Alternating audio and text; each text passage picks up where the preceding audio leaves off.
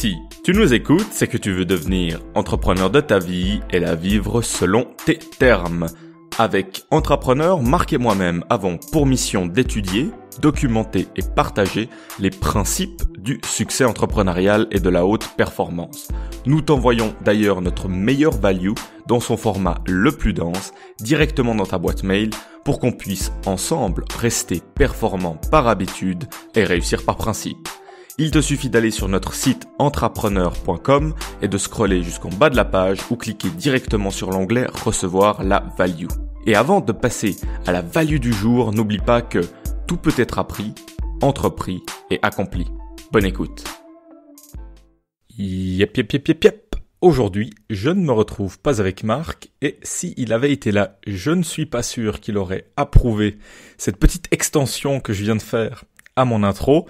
Mais on va dire que c'est la nouveauté de 2020. Et d'ailleurs, j'en profite pour souhaiter une excellente année pleine de progrès et de projets à tout le monde. Et maintenant, j'aimerais juste mettre le contexte en place. Ce ne sera pas un épisode purement de contenu avec des ressources, mais plutôt une réflexion collective que j'aimerais initier et qu'on pourra poursuivre sur les différentes plateformes ou même à travers de prochains épisodes, c'est cette grande question de se dire voilà, on a une nouvelle année et même une nouvelle décennie cette fois, qu'est-ce qu'on en fait ? Et ça nous amène tout de suite à des réflexions un peu plus stratégiques et ce sera justement le thème de ce podcast de se demander ok, si j'ai toutes ces ressources présentes et futures pour développer mes projets, finalement qu'est-ce que j'en fais ? Et je pense qu'on est tous tombés dans ce piège au moins une fois et je pense qu'on aura tous tendance à retomber dans ce piège tous les débuts d'année, c'est de mettre une liste énorme sur la table et se dire que finalement une année c'est gigantesque en termes de temps et de ressources et qu'on va pouvoir faire tout ça.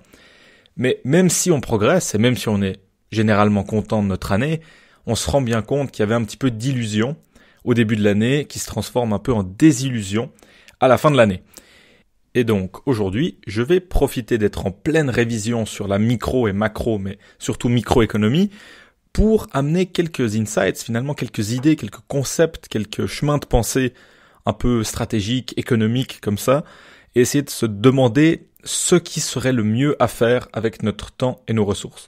Pour continuer dans l'économie digitale dont on a passablement parlé dans ces derniers épisodes, et puis sur le podcast en général, puisque c'est quand même ce qui parle au plus grand nombre, c'est aussi ce qu'on fait le plus à côté de nos études, donc on essaye de recouper un petit peu ce qu'on apprend d'un point de vue plus formel, comme la microéconomie, et ce qu'on observe un peu sur le terrain, on va dire virtuel.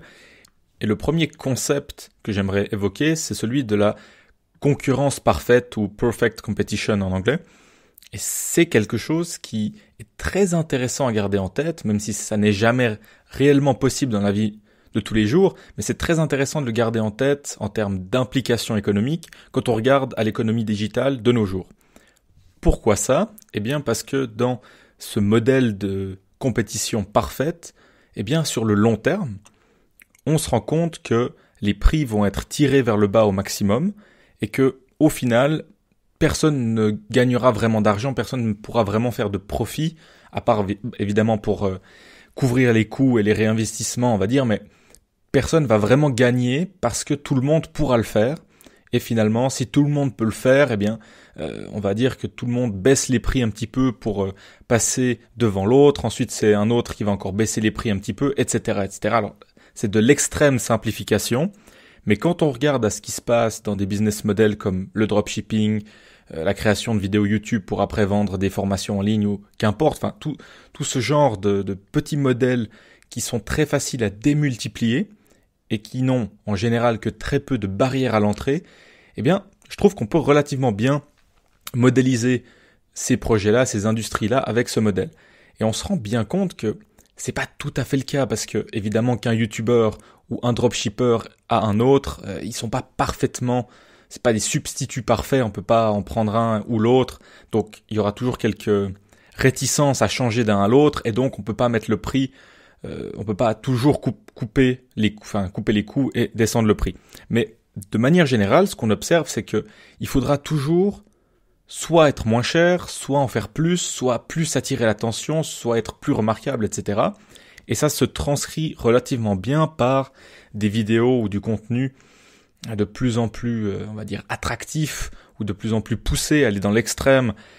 Surtout au niveau des anglophones, on peut voir qu'ils font des trucs en général assez invraisemblables, même si je regarde pas énormément de vidéos. Quand je regarde un petit peu, surtout avec des algorithmes de recommandation, on se rend compte que les gens font des choses de plus en plus fous pour capter toujours de moins en moins d'attention, pour vendre des choses toujours moins chères.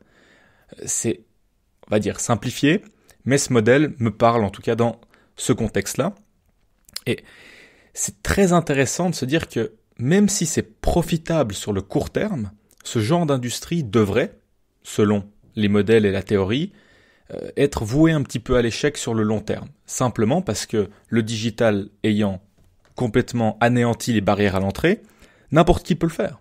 Et donc si n'importe qui peut le faire, c'est exactement ce qu'on disait, on entre dans cette compétition parfaite à perpétuité jusqu'à ce qu'on n'ait plus rien à y gagner. Donc ça c'est la première implication. Il y a un autre scénario possible, qu'on avait discuté dans l'économie digitale, ça c'est ce qui est possible grâce à des coûts marginaux qui tendent vers zéro, c'est-à-dire quand Google a un nouvel utilisateur, par exemple moi, c'est mon premier jour sur Google, je débarque, je fais une recherche, je tape Entrepreneur Podcast, évidemment c'est le premier truc que je vais chercher si je débarque sur Google, eh bien je ne vais pas coûter grand-chose de plus à Google que si j'étais pas venu. C'est-à-dire que le coût marginal de moi, Romain, qui débarque, ça leur fait un peu ni chaud ni froid, et ils pourraient potentiellement gagner de l'argent avec moi si je commence à dépenser pour faire de la publicité pour Entrepreneur Podcast, justement, alors que je leur ai pas coûté grand-chose quand je suis venu. Voilà. Et ça, couplé aux effets de réseau qu'on avait discuté dans l'économie digitale, donc que les forts deviennent encore plus forts et donc les faibles ont plus aucune chance sur le long terme, c'est ce qu'on voit avec les GAFA, finalement, Google, Alphabet, Apple, Amazon, enfin Facebook, tous ces grandes firmes ont tous ces effets qui vont dans leur sens. Et donc, dans leur scénario à eux, ça n'est pas justement une multitude de petites entreprises qui vont faire la compétition et s'entretuer jusqu'à ce que ce soit un océan absolument rouge, plein de sang. Eh bien, les grosses boîtes qui ont tous ces effets positifs avec eux ont un scénario complètement différent qu'on appelle un monopole naturel. Ça, c'est parce que, justement, vu qu'eux ont des coûts qui seront toujours en train de descendre, eh bien, le simple fait qu'ils soient en avance fait qu'ils auront toujours des coûts plus bas et de plus en plus bas. Et donc, c'est pour ça qu'ils seront plus ou moins imbattables. Donc, voilà les deux scénarios qu'on a. Si on s'engage dans cette dynamique un peu entrepreneuriat digital, etc., évidemment, c'est toujours d'un point de vue schématisé et théorique, mais soit on va faire la même chose que tout le monde et on s'entretue avec eux pour espérer peut-être quand même gagner quelque chose sur le long terme, ou en tout cas gagner quelque chose sur le court terme, mais peut-être rien gagner sur le long terme, ou on crée le prochain Amazon, Apple, Google, etc. Mais à ce moment-là, je pense qu'on a autre chose à faire que m'écouter sur le podcast. Donc, soit on devient un monopole, soit on est mort.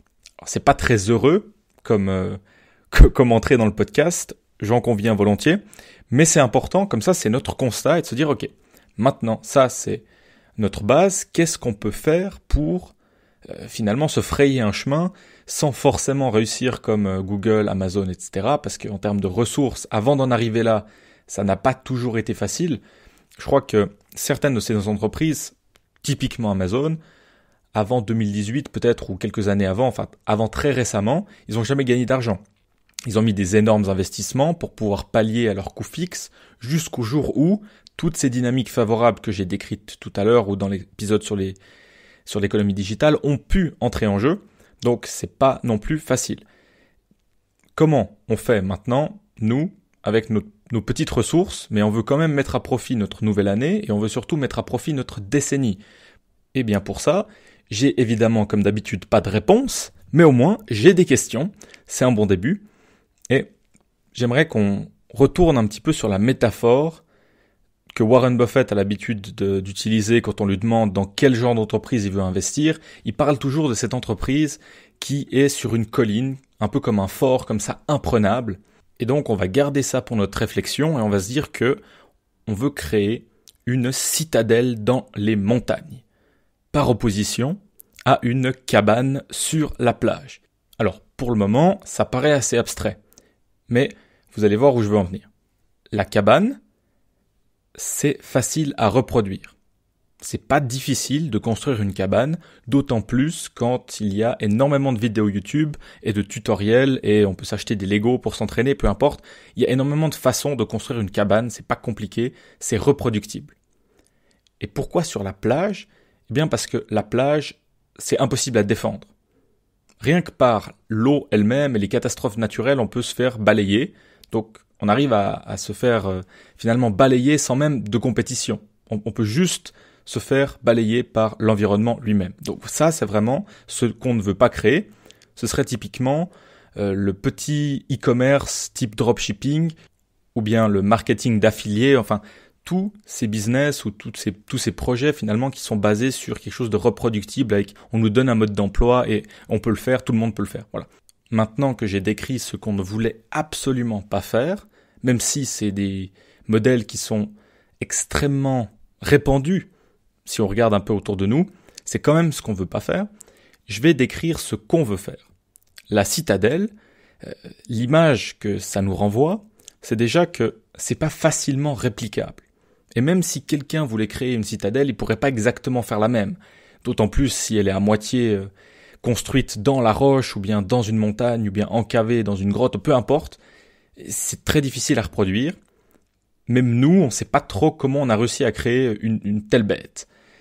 Et pourquoi dans les montagnes? Parce que même si finalement c'était reproductible, il faudrait encore pouvoir aller la mettre dans les montagnes. Et donc là, il y a deux obstacles que je vais formaliser tout à l'heure avec les termes officiels. Mais ça me paraît assez intéressant de commencer comme ça avec une métaphore. Donc on a quelque chose qui n'est pas reproductible ou pas facilement reproductible et surtout qui est imprenable par sa situation géographique. Maintenant, on peut formaliser ça avec les termes plus ou moins officiels, même si les définitions ont tendance à varier.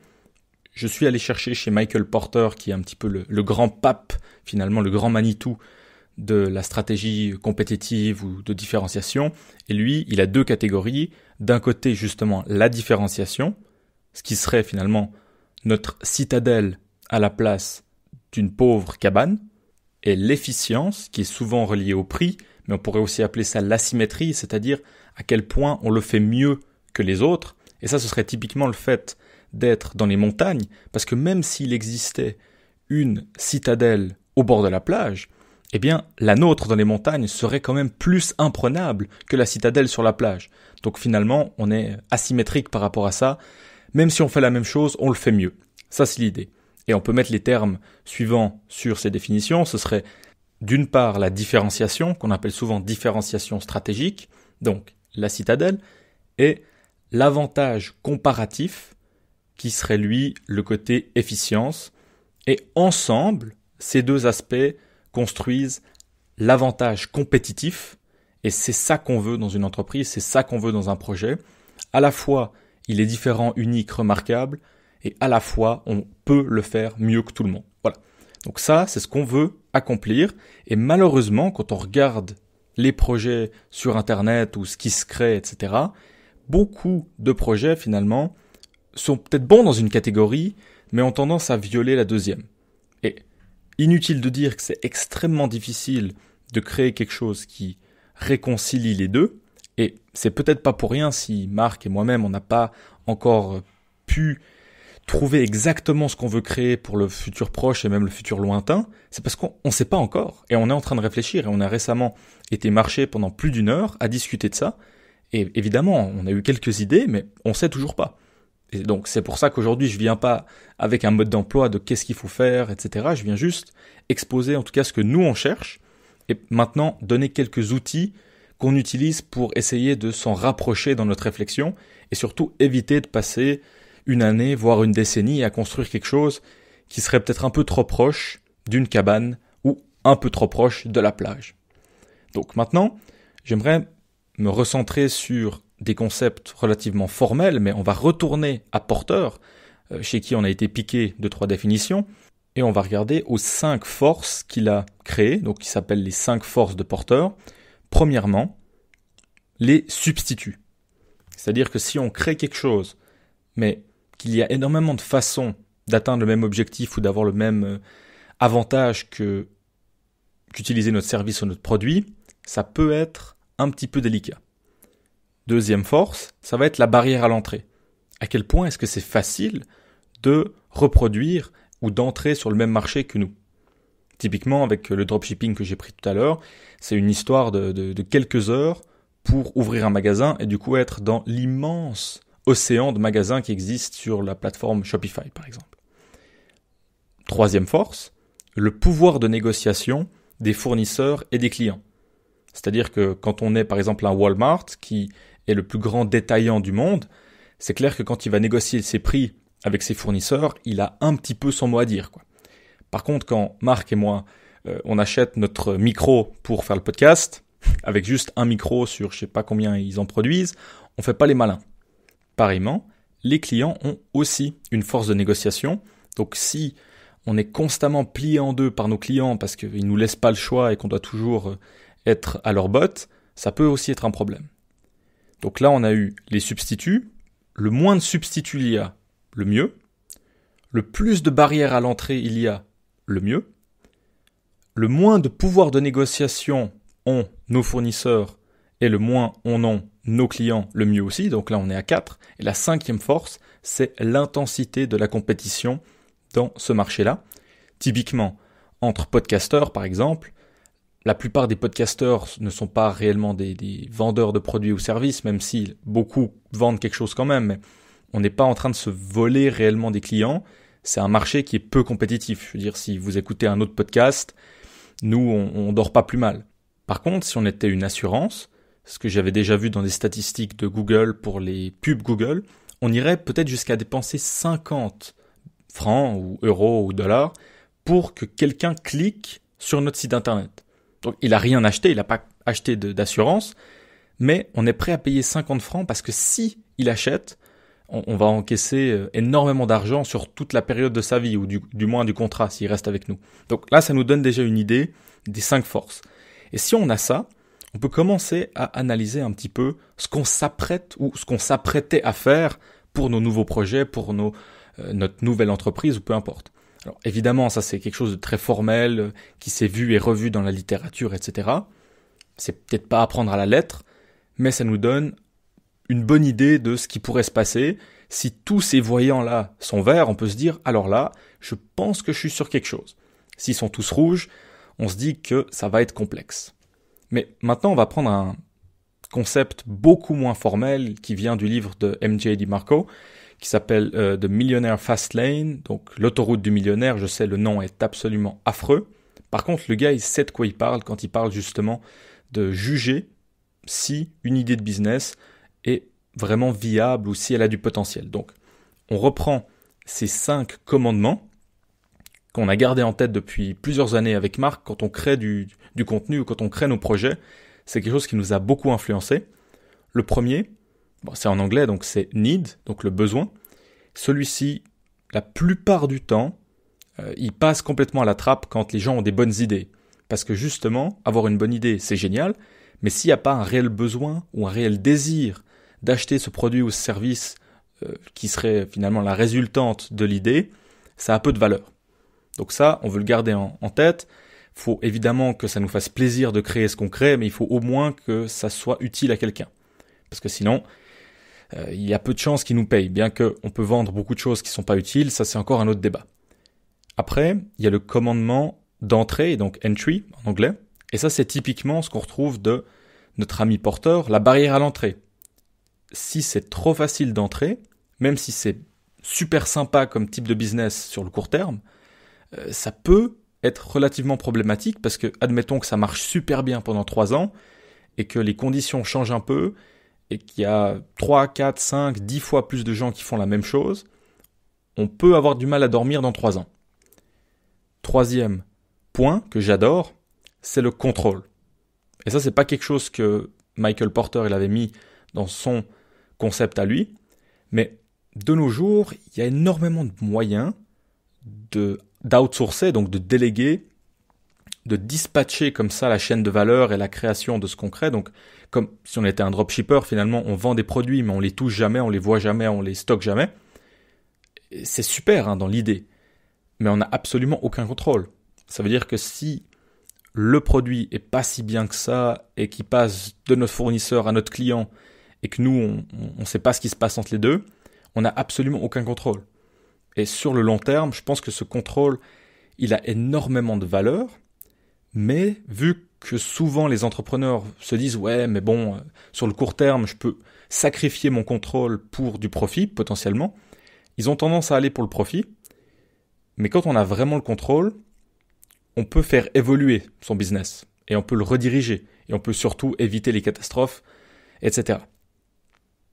Et les deux prochains sont vraiment les deux plus populaires dans le milieu startup, dans le milieu entrepreneuriat, surtout digital, mais pourtant, selon moi, ils devraient être que considérés dans un deuxième temps. Si on a les trois premiers, c'est-à-dire quelque chose qui est fortement demandé, qui est très dur à répliquer en tant que production, création, service, etc. Donc beaucoup de barrières à l'entrée, et qui est très contrôlable, sur le long terme, on devrait pouvoir trouver des moyens assez facilement de mettre en place les deux derniers, qui sont le temps et l'échelle.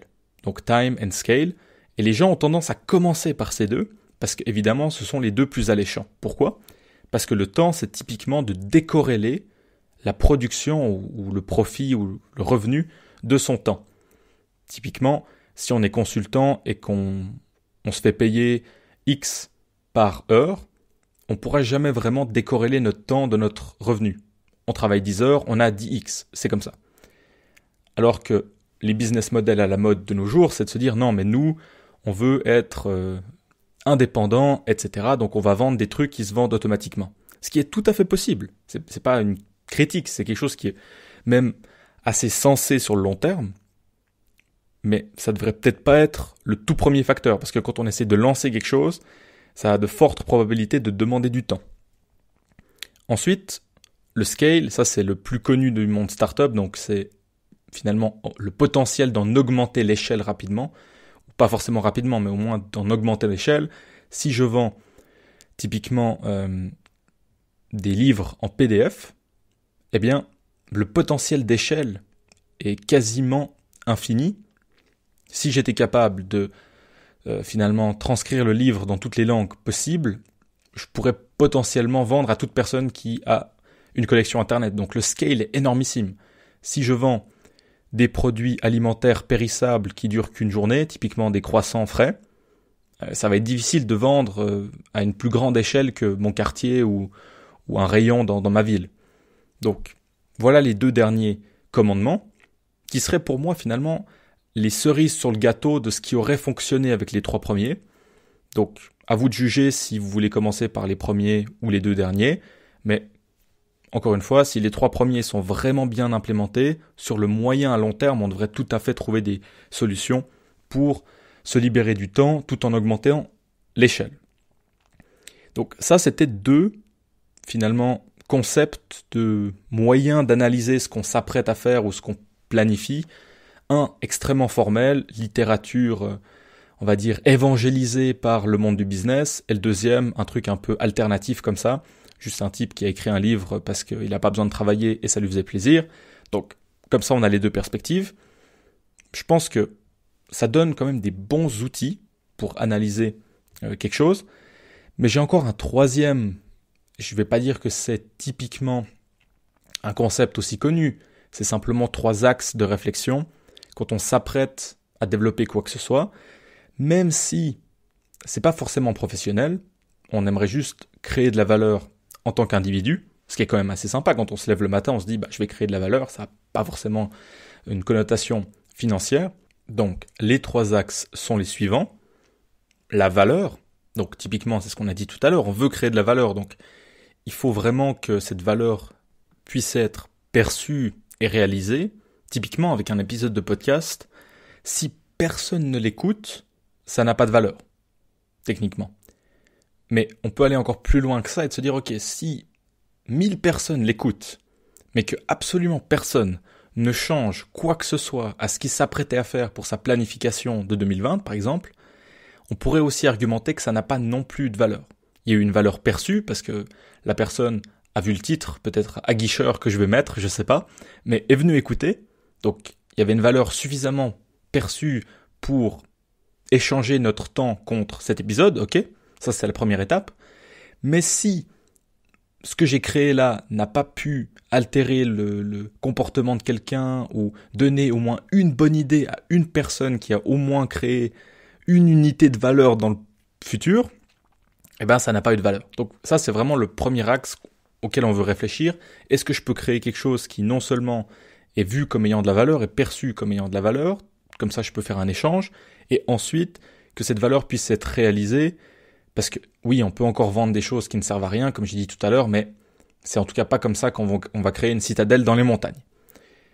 Deuxième axe, la rareté, parce que évidemment que je peux créer ce joli petit épisode sur la planification, l'aspect stratégique, mais si il y a déjà 100 youtubeurs, 100 podcasteurs ou peu importe qui ont abordé l'exacte même problématique ou le même sujet cette semaine, ce serait vraiment dommage.